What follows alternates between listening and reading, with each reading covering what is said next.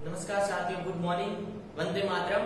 पिछली क्लास में हमने राउल का नियम पढ़ा था, वाष्प दाब पढ़ा था और हेनरी का नियम भी पढ़ा था।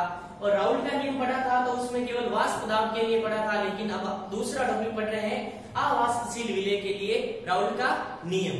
तो इधर ध्यान देना, हम जानते हैं राउल के नियम के अनुसार आंशिक दाब होता है वो किसके समानुपाती होता है? मोलन्स के समानुपाती, यानी आंशिक दाब डायरेक्टली प्रोपोर्शनल टू मोलन्स। इसी प्रकार दूसरे के लिए ले लिया जाए P2 प्रोपोर्शनल टू X2। यहां से समानुपाती इस तरह बनेगा तो कोई भी एक कांस्टेंट आएगा, यानी P1 is equal to P1 not X1। इसी प्रकार P2 is equal to P2 not X2। ये हमारे पास पहले के लिए दाब है और ये हमारे पास दूसरे के लिए। अगर आपको टोटल पूछ लिया जाए तो दोनों का क्या हो जाएगा? योग यानी एडिशन। P टोटल स्मॉल भी लिख सकते हो, कैपिटल भी लिख सकते हो, काफी बुकों में कैपिटल है और स्मॉल भी है। तो P total P1 plus P2। P1 की वैल्यू क्या है? P1 नॉट X1 और P2 की वैल्यू P2 नॉट X2। तो P total is equal to P1 not X1 plus P2 not X2। और हम जानते हैं, पीछे पढ़ा भी है कि आंशिक मोलों का योग कितना होता है? इकाई होता है। इसी प्रकार x1 plus x2 is equal to 1, यानी मोलों का योग क्या होता है? इकाई होता है। इसी प्रकार आप ले लो a1 xa1 xb plus xc is equal to क्या होता है? 1, यानी मोलों का योग हमेशा क्या होता है? इकाई होता है। ये हमने पीछे सीख भी किया ये कैसे होता है। तो मैं x1 plus x2 is equal to 1 ले रहा हूं। तो यहां से आपको चाहिए x1 की वैल्यू, तो x1 is equal to 1 minus x2 जो यहाँ पर पड़ी है x1 is equal to 1 minus x2। मैं इस वैल्यू को यहाँ पुट कर रहा हूँ x1 की जगह। तो P1 नॉट x1 की जगह क्या कर दिया? 1 minus x2 plus P2 not x2। अब इसको अंदर मल्टीप्लाई करना, P1 नॉट इंटू 1 माइनस का minus P1 naught x2 plus P2 not x2।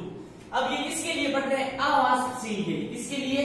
अवाष्पशील के लिए। तो इधर ध्यान देना, यहाँ P2 नॉट अवाष्पशील विलय ठोस का क्या है? आंशिक दाब है, जो लगभग क्या है? नगण्य है, क्योंकि वाष्प द्वारा द्रव की सतह पर लगने वाले दाब को क्या बोलते हैं? वाष्प दाब। लेकिन यहाँ पर तो क्या है? अवाष्पशील, यानी कोई प्रकार का दाब नहीं लग रहा है। तो यहाँ P2 नॉट की वैल्यू क्या हो जाएगी? 0। तो इस 0 को यहाँ पुट करो, तो P2 नॉट की वैल्यू 0 होगी। 0 इंटू x2, यानी 0 को किसी भी संख्या से गुणा करोगे क्या हो जाएगा? 0। P1 नॉट माइनस ये वाली वैल्यू इधर आ गई और ये वाली इधर, यानी पक्षांतर कर दिया तो चिन्ह चेंज हो जाएगा। P1 naught x2 is equal to P1 naught minus pt। अब हमें निकालनी है x2 की value, P1 naught minus pt upon P1 naught minus P1 naught. और यहाँ ये वाली वैल्यू किसको शो कर रही है? ये वाली यहाँ P1 नॉट माइनस pt किसको शो करेगी? वाष्प दाब में अवनमन। और ये टोटल इसका अनुपात ये किसको शो कर रहा है? वाष्प दाब में अपेक्षित अवनमन। तो राउल का नियम पढ़ लिया था वाष्पशील द्रव और अवाष्पशील के लिए। तो अब हम स्टार्ट करने जा रहे हैं। आदर्श सॉल्यूशन क्या होता है और अनादर्श, यानी आदर्श विलयन तथा अनादर्श विलयन क्या होता है। तो आदर्श विलयन यानी आइडियल सॉल्यूशन, यानी वे सभी विलयन जो समस्त ताप पर तथा सांद्रता पर राउल के नियम का पालन करते हैं, उसे क्या कहते हैं? आदर्श विलयन। यानी सांद्रता की डेफिनेशन हमने पहले जान ली थी, यानी वे सभी सॉल्यूशन समस्त ताप तथा सांद्रता पर किसके नियम का पालन करते हैं? राउल के नियम का पालन करते हैं। राउल का नियम क्या कहता है? विलयन का आंशिक दाब है जो किसके समानुपाती होता है? मोलन्स के समानुपाती। इसी प्रकार दूसरे विलयन का दाब है जो किसके समानुपाती होता है? मोलन्स के समानुपाती। यानी इस इक्वेशन को फॉलो करना चाहिए, यानी P1 is equal to P1 not X1, P2 is equal to P2 not X2। और इसी प्रकार P total P1 not X1 plus P2 not X2, यानी यहाँ आ जाएगी P1 प्लस P2। इस इक्वेशन को फॉलो करना चाहिए। दूसरा, विलयन का कुल आयतन अपरिवर्तित रहता है। जैसे आपने एक सॉल्यूशन लिया, जल लिया द्रव के रूप में, कितना लिया? 5 है। एक और लिक्विड लिया, वो भी कितना लिया? 5 है। तो टोटल कितना हो जाएगा? 10 ml। यानी इस विलयन में कुछ चेंज हुआ क्या? परिवर्तन हुआ क्या? या दोनों का योग के तुल्य होता है, यानी V1 plus V2 is equal to क्या होता है? Total V। 5 और 5 10, यानी इनमें परिवर्तन नहीं हुआ। अंतर कितने का है 10 माइनस इनकी जोड़ वापस निकालो 10, यानी आयतन में परिवर्तन क्या होगा शून्य। यानी सॉल्यूशन ए का आयतन और सॉल्यूशन 2 का आयतन उन दोनों का योग किसके तुल्य होगा टोटल के तुल्य होगा, यानी आयतन में कोई परिवर्तन नहीं होगा। तो विलियन का कुल आयतन और विलियन में क्या क्या होते हैं पढ़ा था, चैप्टर शुरू किया था। विलियन में एक तो होता है विलय और दूसरा होता है विलय। जब विलय प्लस विलय मिलते हैं तो क्या बनता है सॉल्यूशन, यानी विलियन। यानी विलियन का कुल आयतन, इसमें ए आपने डाला 5 और बी डाला 5, तो टोटल कितना होगा 10, परिवर्तन कितना होगा शून्य। तो विलियन का कुल आयतन विलय ए तथा विलय ए के आयतन के क्या होगा योग के तुल्य होगा। यानी ये कितना होगा, आपने कितना डाला 5 और 5 तो कितना होगा 10 होगा। अर्थात आयतन में परिवर्तन क्या होगा शून्य होगा और टोटल मिश्रण या टोटल विलियन क्या होगा V1 प्लस V2। आपने क्या क्या चीजें डाली है उनके योग के क्या होगा तुल्य होगा, यानी आयतन में परिवर्तन क्या होगा शून्य होगा। चौथी बात पढ़ते हैं आदर्श विलियन के लिए। आपने कोई एक सॉल्यूशन लिया, सॉल्यूशन के रूप में मान लो जल, तो जल का एक अणु नहीं है, जल के बहुत सारे अणु हैं, इनके बीच हाइड्रोजन बॉन्ड, इसी प्रकार बहुत सारे अणु जुड़े हुए हैं। ठीक उसी प्रकार आपने एक और ले लिया जैसे CH3OH, CH3OH ये ले लिया, इनके बीच में हाइड्रोजन बॉन्ड है, इनके मध्य अन्योन्य क्रिया और इनके मध्य अन्योन्य क्रिया, ये दोनों आपस में मिलेंगे तो एक दूसरे पर कोई प्रभाव नहीं छोड़ेंगे। यानी जो भी सॉल्यूशन बनेगा ये अपना AB रहेगा और ये B, यानी B के जो बॉन्ड बनेगा वो A को प्रभावित नहीं करेगा और A के मध्य बढ़ेगा वो B को प्रभावित नहीं करेगा। अर्थात दोनों द्रवों का आपस में मिला देने पर प्राप्त होने वाले द्रव, दोनों द्रव का कोई प्रभाव नहीं पड़ेगा। और एक चीज इंपॉर्टेंट है, एग्जाम्पल याद रखिए, सीधे पूछ लिया जाता है आदर्श विलियन क्या होता है, उदाहरण दीजिए। तो आदर्श विलियन पढ़ लिया था जो सभी सांद्रताओं तथा ताप पर राउल्ट के नियम का पालन करता है। अब हम पढ़ेंगे अनादर्श विलियन यानी नॉन आइडियल सॉल्यूशन, यानी ऐसा विलियन जो किसी भी ताप पर या किसी भी सांद्रता पर राउल्ट के नियम का पालन नहीं करेगा। और हमें राउल्ट का नियम पता होना चाहिए, उनकी स्टेटमेंट पता होना चाहिए। तो इधर ध्यान देना, वे विलियन जो राउल्ट के नियम का पालन नहीं करते हैं, अर्थात समस्त ताप तथा समस्त सांद्रताओं पर राउल्ट के नियम का पालन नहीं करते। तो राउल्ट का स्टेटमेंट है, बार बार बता रहा हूं, P1 is equal to P1 not x1, P2 is equal to P2 not x2 और टोटल कितना आया था P total P1 not x1 plus P2 not x2। ये है राउल्ट का स्टेटमेंट। लेकिन अनादर्श विलियन के लिए ये स्टेटमेंट नॉट इक्वल होगा, यानी P1 not equal P1 not x1 और P2 not equal P2 not x2। जब ये दोनों राशियां बराबर है ही नहीं तो इनका योग बराबर कैसे होगा, यानी P total is not equal P1 plus P2 कैसे होगा। जैसे आपके पास P1 की वैल्यू आपको दे दी है 5 और P2 की वैल्यू दे दी आपको 7, यानी P1 और P2 बराबर नहीं है, यानी पहली शर्त फॉलो हो रही है, P1 और P2 बराबर नहीं है, क्या उनका योग बराबर होगा, चेक कर लो।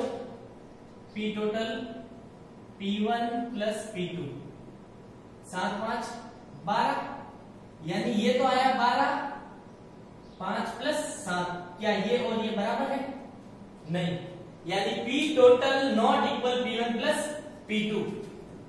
अर्थात आयतन परिवर्तन शून्य नहीं होता है, और आयतन परिवर्तन शून्य कौन से सॉल्यूशन में होता है, आदर्श विलियन में होता है। लेकिन इसमें आयतन सेम टू सेम है स्टेटमेंट, लेकिन उल्टे स्टेटमेंट है। आदर्श के लिए फॉलो होता है लेकिन अनादर्श के लिए नहीं होता है।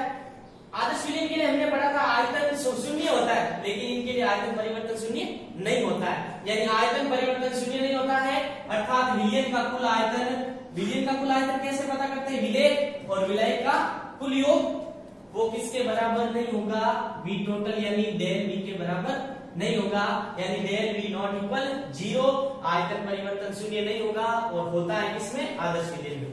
अब बात करते हैं तीसरा स्टेटमेंट, A के बीच होने वाली अन्योन्य क्रिया B के बीच होने वाली अन्योन्य क्रिया नॉट इक्वल होगी किसके, A और B के बीच अन्योन्य क्रिया।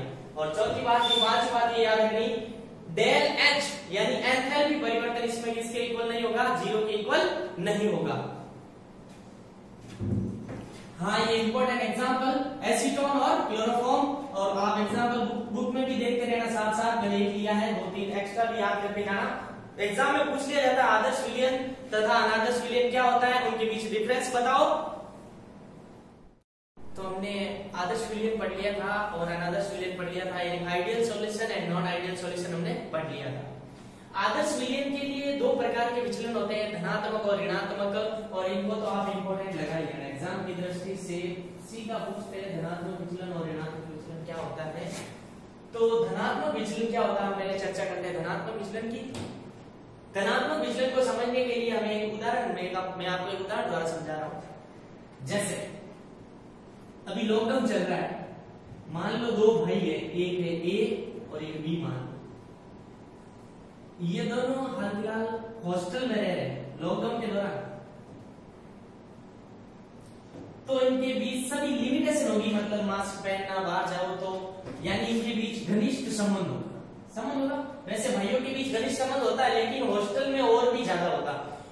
हर चीज की लिमिटेशन होगी, बाहर नहीं जाना, बाहर जाओ तो मास्क पहनना। तो ठीक उसी प्रकार जब मान लो लॉकडाउन खुला, इन दोनों को आपने खुला छोड़ दिया, कंबाइंड कर दिया, खुला छोड़ दिया, यहाँ पर तो थे हॉस्टल में, यहाँ पर आपने खुला छोड़ दिया, तो एक अपने रास्ते जाएगा, एक अपने रास्ते जाएगा, ये इसको नहीं पूछेगा कि कहाँ जा रहा है, यानी जितनी घनिष्ठता यहाँ है वो बात नहीं होगी।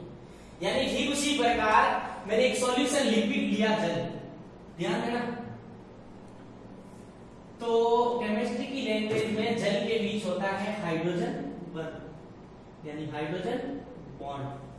तो जब इनके बीच बहुत सारे जल के अणु हैं, जब भी ये जल के अणु वाष्प बनकर ऊपर जाने की कोशिश करेंगे, यानी एक जल का अणु ऊपर जाएगा तो इनके बीच हाइड्रोजन बॉन्ड होगा, जो इसे क्या खींचेगा, वापस नीचे खींचेगा, यानी उतनी तेजी से वाष्प में नहीं बदलेंगे, ठीक है।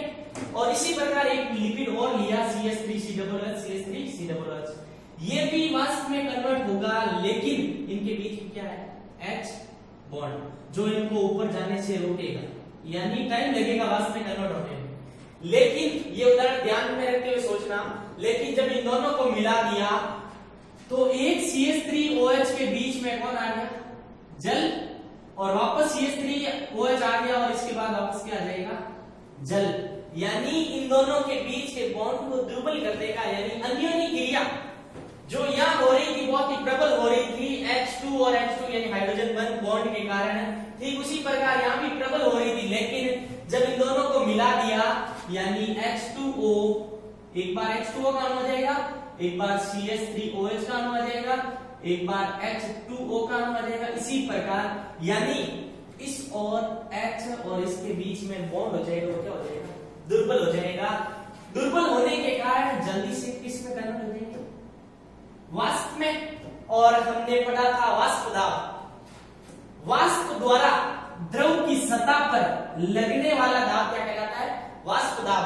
तो अब आप इतना प्रैक्टिकल करने के बाद यहां से स्पष्ट हो रहा है इन दोनों के मध्य अन्योन्य क्रिया, यानी जल जल के मध्य अन्योन्य क्रिया, तथा बी मैं बी मान रहा हूं इसे, CH3OH के मध्य अन्योन्य क्रिया और AP के मध्य अन्योन्य क्रिया। आप खुद बताओ किसके बीच ज्यादा होगी क्रिया, इसके बीच ज्यादा होगी, क्यों, इसमें बॉन्ड क्या है, प्रबल। जैसे ही ये वाष्प में कन्वर्ट होगा इसे बॉन्ड रोक लेगा, यानी टाइम लगेगा, लेकिन एक H2O के बीच CH3O आ गया और वापस क्या आ गया, H2O, यानी यहाँ बॉन्ड दुर्बल, यानी दुर्बल हो जाएगा। इस कारण ये वाष्प में आसानी से बदल जाएंगे, यानी वाष्प द्वारा इनकी सतह पर लगने वाला वाष्प दाब क्या हो जाएगा, अधिक हो जाएगा। तो यहां से क्लियर हो गया, टोटल आयतन होगा जो दोनों के आयतनों के योग से क्या होगा, हमेशा अधिक होगा। क्यों होगा, क्योंकि ये रहा एग्जांपल, वाष्प द्वारा द्रव की सतह पर दाब अधिक लगेगा तो आयतन भी क्या हो जाएगा, अधिक। और डेल्टा भी हमेशा क्या प्राप्त होगा, धनात्मक प्राप्त। पी टोटल का मान P1 तथा P2 से हमेशा क्या होगा, अधिक होगा। क्यों होगा अधिक, P1 ऊपर जा ही नहीं रहा है, वाष्प द्वारा द्रव की सतह पर दाब कम लग रहा है, ये भी कम है, दोनों कम है, टोटल द्वारा अधिक लग रहा है, तो P टोटल हमें क्या प्राप्त होगा, अधिक प्राप्त होगा। यानी P1 से P2 से P टोटल हमेशा क्या होगा, अधिक प्राप्त होगा। P1 P total greater than P1 plus P2, जब P1 बड़ा है P1 नॉट x1 और P2 बड़ा है P2 नॉट x2 से, तो P total हमेशा क्या होगा, दोनों के योग से बड़ा होगा। और इनके एग्जाम्पल भी आपको बुक में से याद करने हैं, 3 तो मैंने लिख दिया। मेथेनॉल और जल, ऐसा कब प्राप्त होता है, जब मेथेनॉल और जल को मिलाया जाता है, या एथेनॉल और जल को मिलाया जाता है, एसीटोन और एथेनॉल को मिलाया जाता है। तो हमने पढ़ लिया धनात्मक विचलन, वो भी किसके लिए, अनादर्श विलयन के लिए, ध्यान देना। और अगली क्लास में हम पढ़ेंगे ऋणात्मक विचलन। तो एक धनात्मक विचलन का ग्राफ देख लेते हैं। तो हमने अनादर्श विलयन किसके लिए पढ़ लिया था, धनात्मक विचलन के लिए। तो उनका ग्राफ कैसे बनता है, ग्राफ इंपॉर्टेंट है, ध्यान देना। यहाँ है एक्स एक्सिस, x1 मैंने मान लिया 1 और x2 मैंने मान लिया 0, यानी टोटल मोल अंशों का योग क्या होना चाहिए इस बच्चों, 1 होना चाहिए। कितना होना चाहिए, जो हमने मोल अंश में पढ़ा था, मोल फ्रैक्शन में पढ़ा था कि मोल अंशों का योग क्या होता है, इकाई होता है, चाहे कितने भी हो। इसी प्रकार वहां से x1 या मोल चल रहा है, मोल के लिए इधर यहां से x1 धीरे धीरे धीरे धीरे धीरे धीरे कम होता होता होता होता कितना हो जाएगा, x1 कितना हो जाएगा, 0। जब x1 कम हो रहा है तो बढ़ेगा कौन, x2, कौन बढ़ेगा, x2। तो x2 कितना हो जाएगा, 1। वही कंडीशन, मोल अंशों का योग x1 plus x2 is equal to 0। जब x बराबर 1 था, यानी ध्यान देना P1 is equal to P1 not x1, ये अधिकतम है, तो ये भी क्या होना चाहिए, अधिकतम, यानी P1 नॉट भी क्या होना चाहिए, अधिकतम। या मैं मान लूं P1 नॉट, P1 नॉट, क्या मान लूं, P1 नॉट। धीरे धीरे धीरे धीरे क्या होगा, जैसे जैसे x1 में क्या आ रही है, कमी आ रही है, तो धीरे धीरे इसमें भी क्या आएगी, कमी आएगी। क्या आएगी, कमी।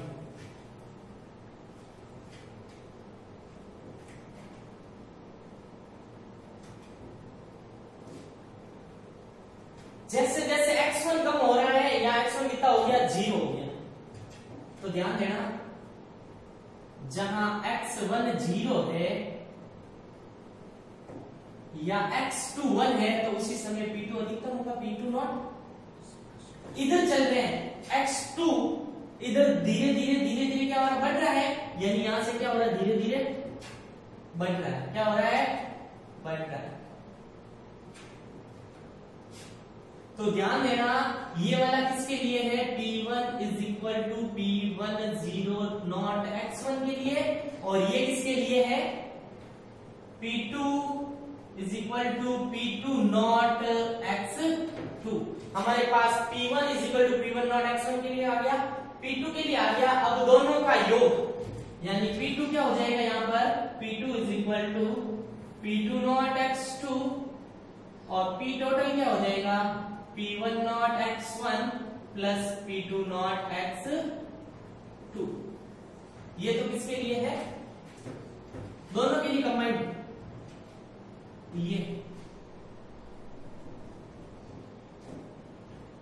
ये किसके लिए, P टोटल के लिए, किसके लिए, P टोटल के लिए, यानी P1 प्लस P2 के लिए।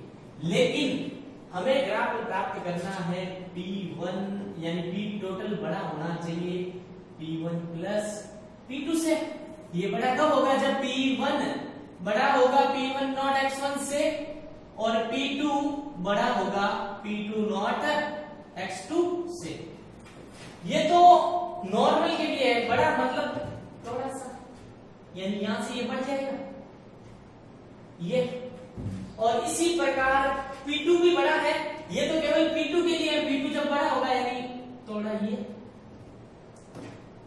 और इसी प्रकार P टोटल भी बड़ा है किन दोनों से, तो उनके लिए ये हो जाएगा थोड़ा सा ये। तो ये ग्राफ आपके लिए इंपॉर्टेंट है, हमारे साथ जुड़े रहिए इसी तरह की क्लास को देखने के लिए। धन्यवाद।